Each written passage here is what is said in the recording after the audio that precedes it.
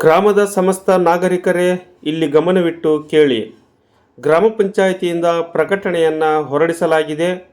ನಿಮ್ಮ ಮನೆಯ ಶೌಚಾಲಯದ ಮಲತ್ಯಾಜ್ಯದ ಗುಂಡಿ ತುಂಬಿದರೆ ಗೋಡೆಗಳ ಮೇಲೆ ಬರೆದ ಫೋನ್ ನಂಬರ್ಗೆ ಕರೆ ಮಾಡಿ ಗುಂಡಿಯ ಮಲತ್ಯಾಜ್ಯವನ್ನು ಸ್ವಚ್ಛಗೊಳಿಸಲು ಸಂಪರ್ಕಿಸಬೇಡಿ.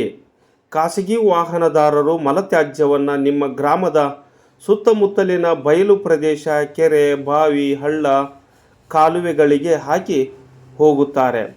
ಇದು ಕಾನೂನು ಪ್ರಕಾರ ಶಿಕ್ಷಾರ್ಹ ಅಪರಾಧವಾಗಿರುತ್ತದೆ. ಕಲುಷಿತವಾದ ಮಲತ್ಯಾಜ್ಯದ ನೀರನ್ನು ಮತ್ತೆ ನಾವು ಕುಡಿಯಲು ಬಳಸುತ್ತೇವೆ.